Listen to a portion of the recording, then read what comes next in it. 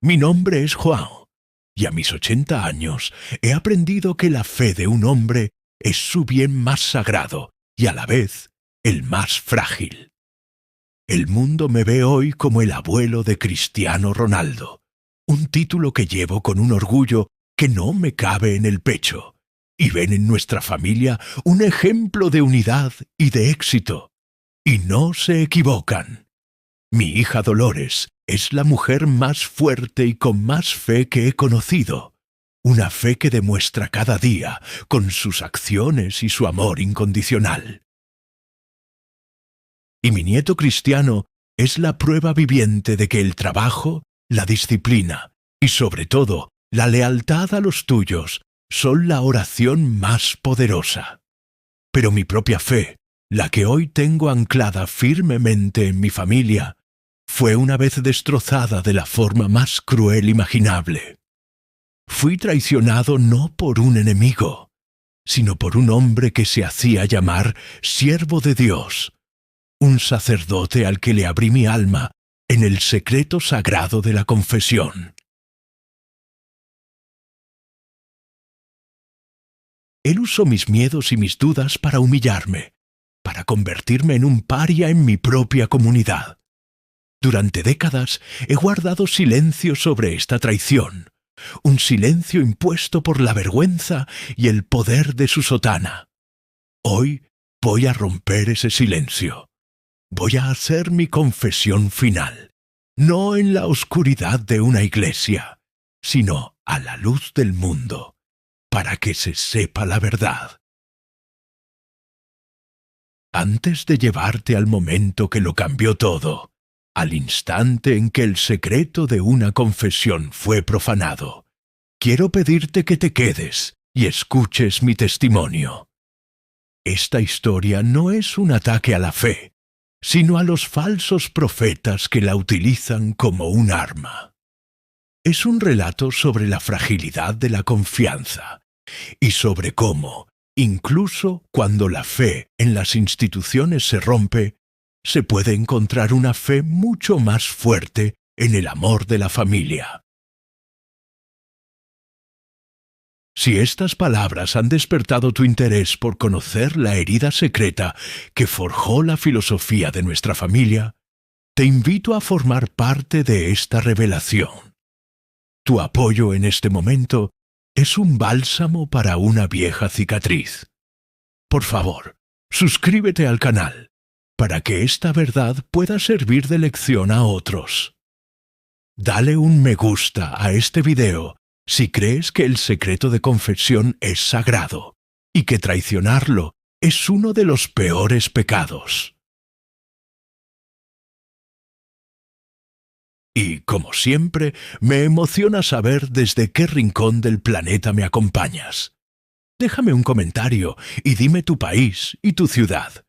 Imaginar que mi confesión, la historia de mi fe rota y reconstruida, puede viajar por el mundo, me da la fuerza para enfrentarme a este doloroso recuerdo. Gracias por estar aquí. Mi historia de fe rota comienza en un periodo de gran oscuridad en mi vida. Yo era un hombre joven, recién casado con mi amada María, la abuela de Cristiano. Éramos felices, nuestro primer hijo, pobres. El que habría sido el tío de Dolores, nació con una enfermedad en el corazón y murió a los pocos meses de nacer. Su pérdida me sumió en un abismo de dolor y de rabia. Me enfadé con el mundo y me enfadé con Dios. ¿Por qué a nosotros? ¿Qué habíamos hecho para merecer un castigo tan cruel? Empecé a perder la fe. Dejé de rezar. Dejé de ir a la iglesia. Me volví un hombre amargado, silencioso, y mi dolor estaba envenenando mi matrimonio y mi vida. Fue en ese momento cuando llegó a nuestra parroquia un nuevo sacerdote, el padre Ricardo. Era un hombre joven, carismático, con una oratoria que te envolvía y te hacía sentir que Dios te estaba hablando directamente a ti. Parecía entender el sufrimiento de la gente. Su popularidad creció como la espuma. Mi esposa, en su infinita bondad, me suplicó que fuera a hablar con él, que me confesara, que intentara encontrar la paz.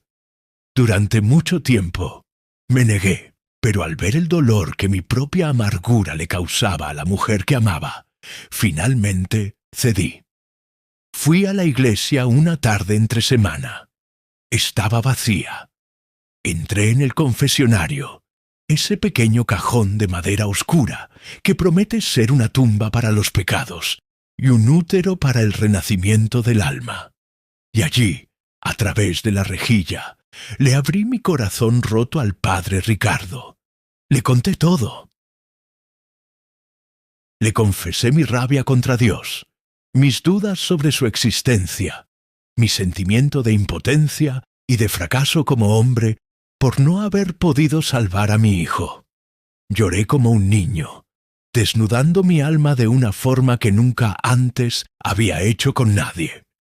El sacerdote me escuchó pacientemente. Me dio palabras de consuelo, me habló de las pruebas misteriosas de la fe y me dio una penitencia ligera. Salí de aquella iglesia sintiéndome más ligero, como si me hubieran quitado un peso de encima. Creí, en mi ingenuidad, que había encontrado un guía espiritual. No podía saber que acababa de entregarle el mapa de mis debilidades al hombre que lo usaría para destruirme. La sensación de alivio que sentí al salir del confesionario me duró exactamente 3 días. El domingo siguiente, durante la misa, comenzó mi calvario. El padre Ricardo subió al púlpito y su sermón, que normalmente era sobre el amor y el perdón, adquirió un tono extrañamente personal y afilado. Habló sobre el orgullo, sobre cómo el orgullo de un hombre puede llevarlo a desafiar los designios de Dios. Habló de la debilidad de espíritu de aquellos que ante la primera prueba, en lugar de arrodillarse con humildad, levantan el puño al cielo y se llenan de rabia. Mientras hablaba, sentí que sus ojos, desde la altura del púlpito, se clavaban en mí. Usó frases, metáforas, que eran inquietantemente similares a las que yo, en mi desesperación, había usado en la oscuridad del confesionario. Me quedé helado en mi banco, junto a mi esposa. Sentí cómo la sangre se me retiraba del rostro. Era imposible. Tenía que ser una coincidencia. Pero a la semana siguiente, el sermón fue sobre el peligro de un corazón amargado, de cómo un hombre cuya alma está envenenada por el dolor puede, sin saberlo, marchitar la fe de su propia familia. Y de nuevo, detalles, pequeñas inflexiones que solo yo podía reconocer. La coincidencia se había convertido en una sospecha. Y la sospecha en una certeza aterradora. El sacerdote estaba usando mi confesión, mi dolor más sagrado y secreto, como material para sus sermones. Estaba exhibiendo mi alma desnuda y herida delante de toda la comunidad, de forma anónima, pero dirigiéndola hacia mí como una flecha envenenada. Fue el comienzo de una tortura psicológica, de una crueldad que no puedo describir.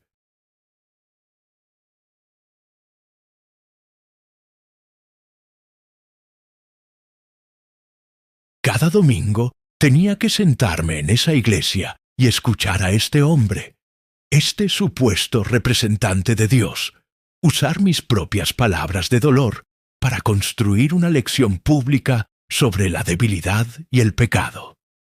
Y yo no podía hacer nada. No podía levantarme y gritar: «¡Está hablando de mí! ¡Está violando el secreto de confesión!».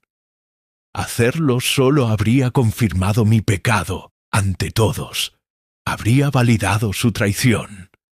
Estaba atrapado en la tela de araña de su hipocresía. La traición no se detuvo en el púlpito. El veneno comenzó a extenderse por el pueblo de formas más sutiles. Empecé a notar un cambio en la forma en que la gente me trataba. Los amigos con los que había crecido empezaron a evitarme. Si me veían venir por una calle, cruzaban a la otra acera. Las conversaciones se detenían cuando yo entraba en una tienda. Me llegaban rumores, a través de mi esposa, de que el padre Ricardo, en sus conversaciones privadas con las beatas del pueblo o con los hombres importantes de la comunidad, había expresado su profunda preocupación por mi alma. El pobre João, les decía, ha sufrido una gran pérdida y su fe está vacilando. Necesita nuestras oraciones, pero también hay que tener cuidado. Un espíritu así, tan lleno de dudas, puede ser una mala influencia.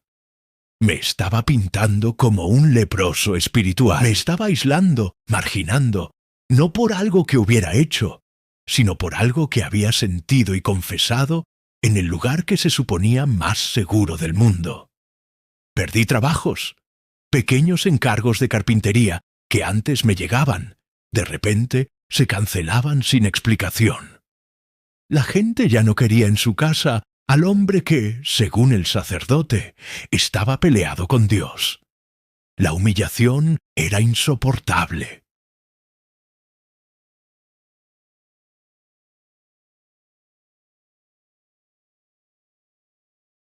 Me sentía desnudo, expuesto, juzgado por un crimen que no había cometido, el crimen de ser un hombre roto que había buscado consuelo.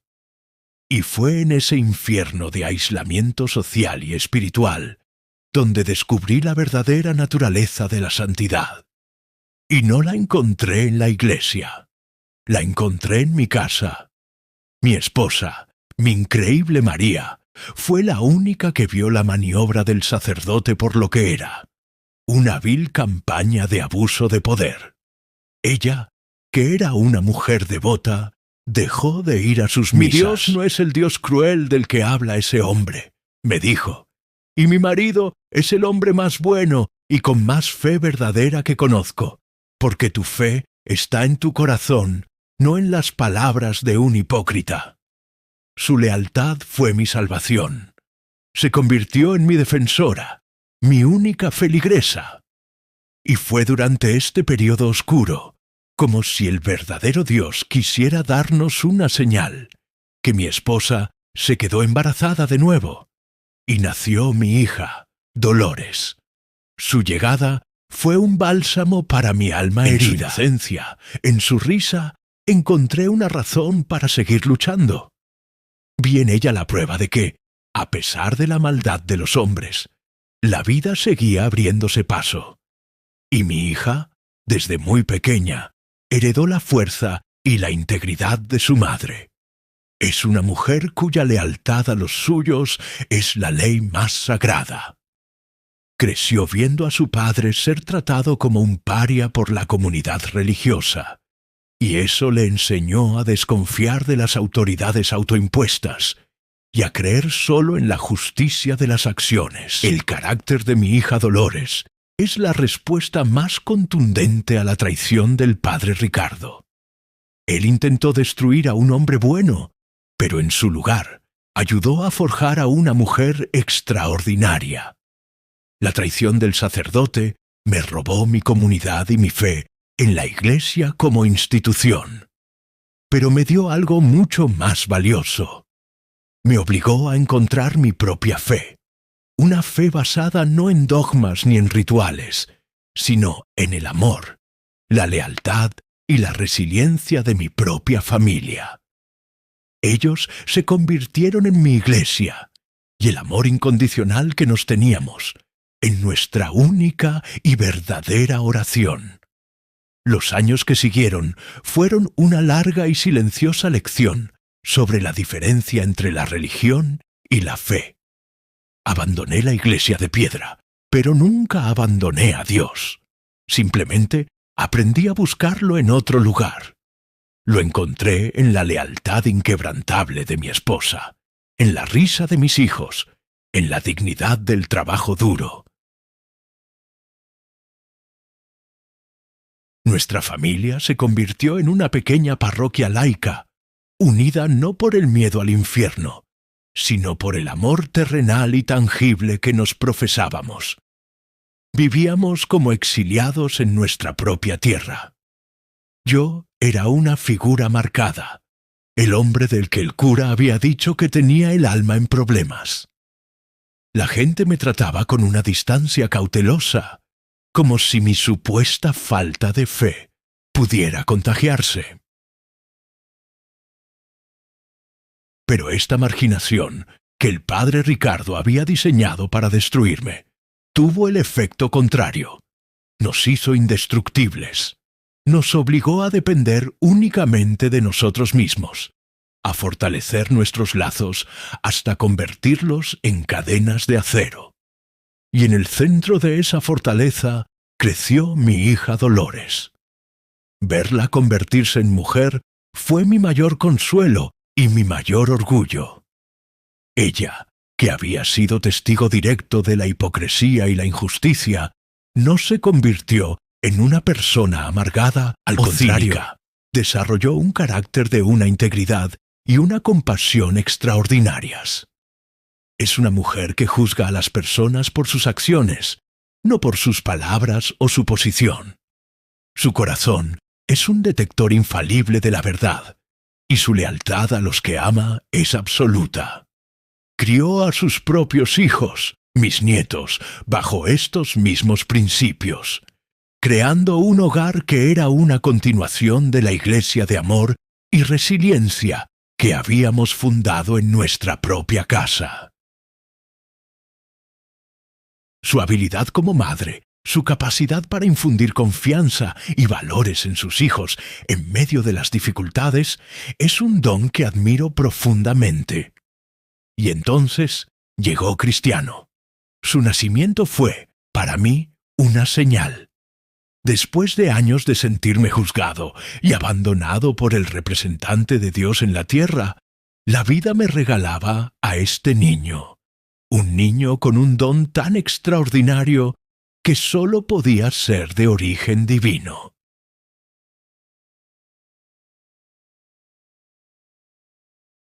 Vi su talento no como una casualidad, sino como la respuesta de Dios a la traición del sacerdote.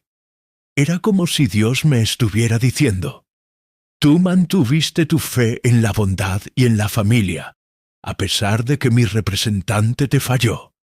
Aquí tienes tu recompensa. Aquí tienes la prueba de que la verdadera fe no reside en mis iglesias, sino en corazones como el tuyo». Y en ese momento hice un nuevo voto.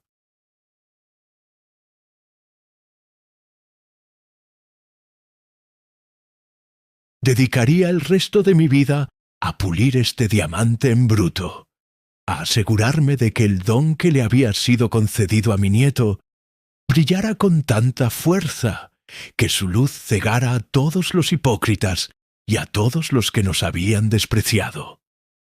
Mi nieto no sería solo un futbolista, sería mi sermón, sería mi evangelio. La formación de cristiano se convirtió en mi nueva religión. El campo de entrenamiento era nuestra iglesia. El sudor era nuestra agua bendita. Y la disciplina era nuestra oración. Le enseñé todo lo que había aprendido en mi largo exilio espiritual. La fe cristiano, le decía, no se demuestra arrodillándose en un banco, sino levantándote cada vez que te caes en el campo. La fe no es lo que le cuentas a un cura en secreto, es el carácter que demuestras al mundo a la luz del día. Le enseñé a convertir su cuerpo en un templo, a respetar su don con un trabajo incansable. Y le enseñé nuestro dogma más sagrado. La familia es lo primero. Habrá muchos falsos profetas en tu vida, le advertía, pensando siempre en el padre Ricardo. Hombres que te prometerán la gloria, que te dirán lo que quieres oír. No confíes en ellos. Confía en el amor incondicional de tu madre, en la lealtad de tus hermanos. Ellos son tu única y verdadera congregación. Y mi nieto, mi increíble nieto, demostró ser el discípulo más devoto. Su capacidad de trabajo, su enfoque casi monástico en su profesión, es su forma de honrar el don que se le dio. Es un hombre de una fe profunda, pero su fe es práctica. Se demuestra en su sacrificio diario, en su búsqueda incesante de la perfección. Y su lealtad a su familia es la prueba más visible de su extraordinaria alma. Verlo, ya de adulto, tratar a su madre, mi hija Dolores, con una veneración y un amor que son casi sagrados, es para mí la confirmación de que nuestra fe familiar ha triunfado. Dolores es la matriarca, la figura central de su universo, y él se asegura de que todo el mundo lo sepa. De amor de Cristiano hacia su madre es una refutación de la traición que yo sufrí. El sacerdote me traicionó y me aisló. Pero esa traición me enseñó a construir una familia tan unida que de ella nació un hombre cuyo principal mandamiento es la lealtad. El plan del padre Ricardo era convertirme en un ejemplo de lo que le pasa a un hombre que pierde la fe. La ironía es que lo consiguió, pero no de la forma que él esperaba.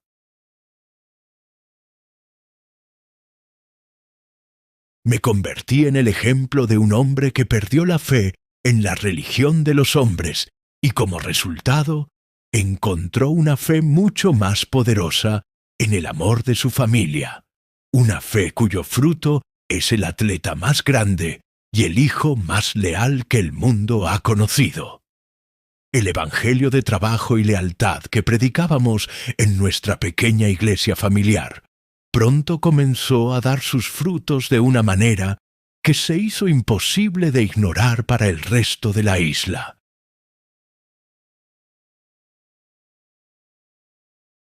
El talento de Cristiano, alimentado por una disciplina espartana y una fe inquebrantable en sí mismo, explotó. En los campeonatos juveniles de Madeira era una fuerza de la naturaleza. Era David y Goliat en un solo cuerpo. Tenía la agilidad de un niño y la potencia de un hombre. Su nombre empezó a sonar más allá de nuestro barrio, en toda Funchal, y luego en toda la isla. Y con su creciente fama, comenzó un fenómeno que yo observaba con una mezcla de amarga satisfacción y desprecio. La lenta y hipócrita peregrinación de la comunidad, de vuelta a nuestra puerta. La misma gente que durante años me había evitado, los mismos que habían susurrado sobre mi alma en problemas, de repente recordaban mi nombre. Siempre supimos que ese chico era especial, Juan, me decían, con una familiaridad que era insultante.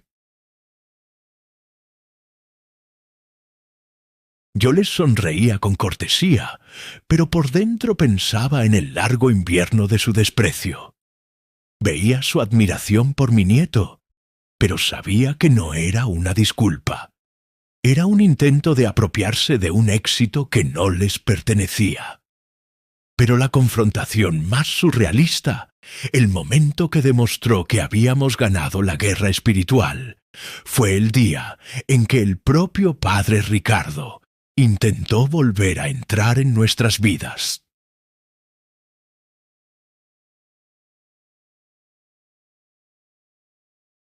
Para entonces Cristiano ya era un adolescente, la estrella indiscutible del club local, y los rumores de que los grandes equipos del continente lo querían eran cada vez más fuertes. El sacerdote, un hombre que siempre sabía de qué lado soplaba el viento del poder, debió de pensar que era el momento de reconciliarse. Se presentó en nuestra casa una tarde, sin ser invitado, con su habitual sonrisa untuosa y su aire de santidad. Venía, dijo, a bendecir al joven campeón de nuestra parroquia. La dueña de la casa lo recibió en la puerta. Yo me quedé de pie detrás de ella, en silencio, observando. El sacerdote comenzó su sermón, hablando de cómo la Iglesia siempre había apoyado a sus jóvenes, de cómo el talento de cristiano era una prueba de la gracia de Dios sobre nuestra comunidad, y entonces cometió el error de intentar atribuirse el mérito. Recuerdo las muchas oraciones que ofrecí por tu familia en vuestros momentos de dificultad. Dolores, dijo, me alegra ver que Dios finalmente ha escuchado nuestras plegarias. En ese momento vi a mi hija transformarse. La mujer amable y trabajadora desapareció, y en su lugar apareció la leona, la guardiana de la verdad de nuestra familia. Lo miró fijamente, y su voz, cuando habló, no fue alta, pero cortó el aire como el filo de un cuchillo. Padre Ricardo, dijo con una calma aterradora, agradecemos sus oraciones, por supuesto, pero permítame que le corrija. La única iglesia que ha apoyado a mi hijo ha sido esta casa. El único sermón que él ha necesitado ha sido el ejemplo de su abuelo trabajando hasta romperse la espalda. Y la única gracia divina que hemos recibido ha sido la fuerza que Dios nos ha dado para soportar las injusticias en silencio. El sacerdote se quedó pálido. Intentó balbucear una respuesta, pero Dolores no había terminado. Así que, si quiere rezar por un miembro de esta familia, concluyó, le sugiero que rece algún día pueda perdonar a aquellos que usan el nombre de Dios para juzgar y humillar a un hombre bueno en su momento de mayor dolor. Y con eso cerró suavemente la puerta, dejándolo solo en el porche con su hipocresía. Esa tarde vi a mi hija convertida en la suma de todo por lo que habíamos luchado. Era la personificación de la dignidad, de la fuerza y de una fe verdadera que no teme enfrentarse a los falsos profetas. Mi orgullo por ella en ese momento fue tan inmenso que sentí que era la culminación de mi vida. Cristiano, que lo había presenciado todo desde dentro, se acercó a su madre y la abrazó. No dijo nada, pero en su mirada había una admiración y una comprensión que lo decían todo. Aquel día, el poder cambió de manos para siempre en nuestra familia. Ya no éramos las víctimas silenciosas. Éramos los guardianes de nuestra propia verdad.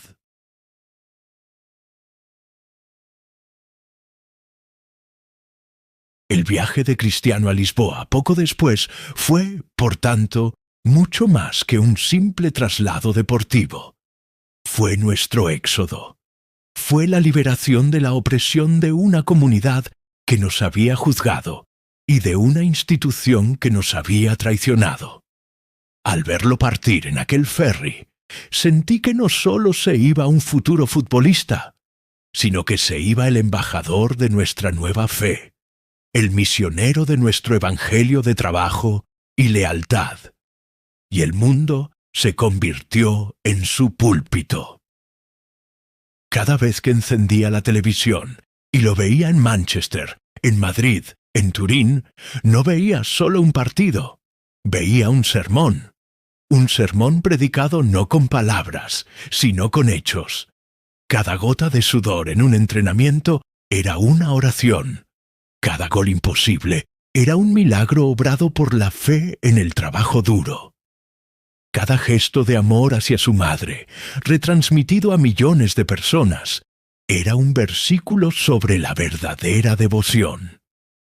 El padre Ricardo me había condenado en la intimidad de una pequeña iglesia. Pero mi nieto, con su éxito global, estaba predicando nuestro evangelio de resiliencia y de amor familiar a una congregación de miles de millones de personas. La traición del sacerdote intentó definirme por mi momento de duda, por mi confesión de debilidad. Pero el carácter de mi nieto, su fuerza inquebrantable, ha redefinido el nombre de nuestra familia para siempre, asociándolo no con la debilidad, sino con la mentalidad más fuerte que el deporte ha conocido jamás. Esa es la victoria final, la justicia poética. Y así llego al final de mi confesión. El padre Ricardo se fue de Madeira hace muchos años, trasladado a otra parroquia, y su recuerdo en la isla se ha desvanecido como la espuma de una ola. Ya no siento la rabia que una vez sentí, solo una profunda lástima por un hombre que, teniendo la oportunidad de ser un verdadero guía espiritual, eligió el camino del poder y del orgullo. Pero esta historia, al final, no es sobre él, es sobre nosotros. Y la razón por la que he decidido romper mi silencio ahora, a mis 80 años, no es para buscar una justicia tardía, ni para manchar la memoria de un hombre. Lo hago porque siento que tengo un último deber, una última lección que compartir, una lección nacida de la traición más profunda que sufrí.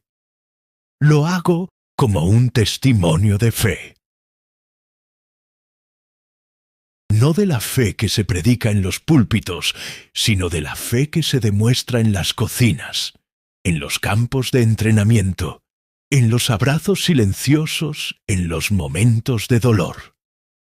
La traición del sacerdote me enseñó que las instituciones, incluso las más sagradas, están hechas de hombres, y los hombres son falibles.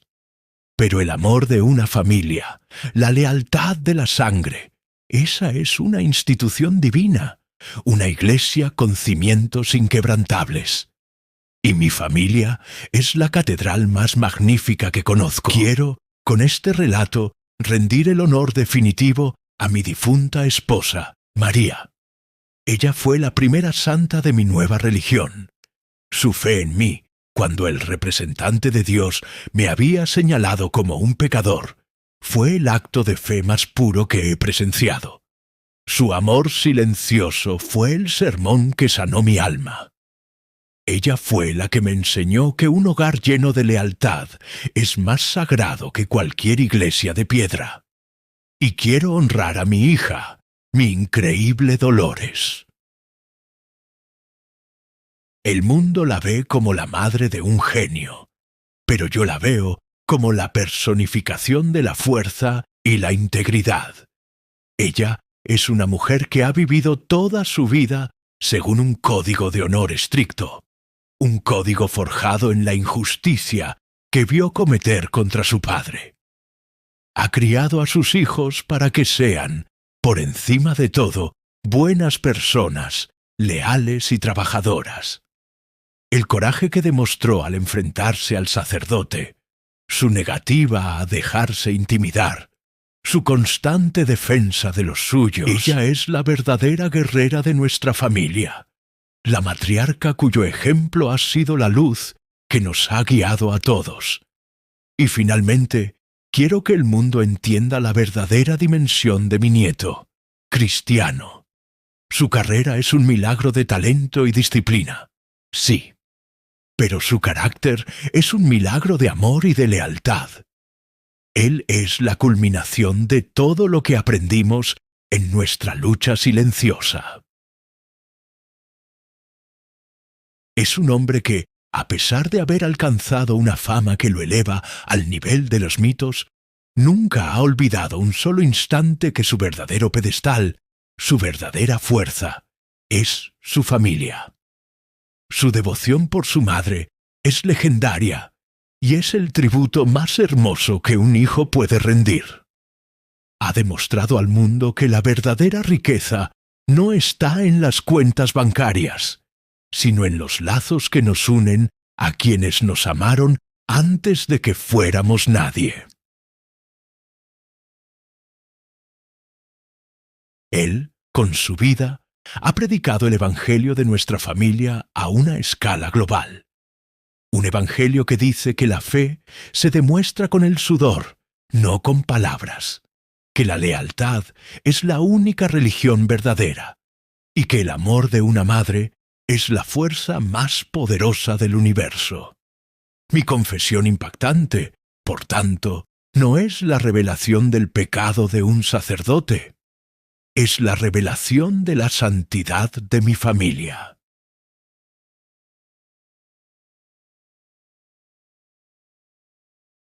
Es la historia de cómo una traición nos obligó a apartarnos de una iglesia falsa y a construir una verdadera en nuestro propio hogar. Hoy mi alma está en paz. He contado mi verdad, he honrado a los míos y he compartido la lección más importante de mi vida. Ya no soy el hombre que fue traicionado por un sacerdote. Soy el hombre que fue salvado por su familia. Y ese es el único título que deseo que se recuerde.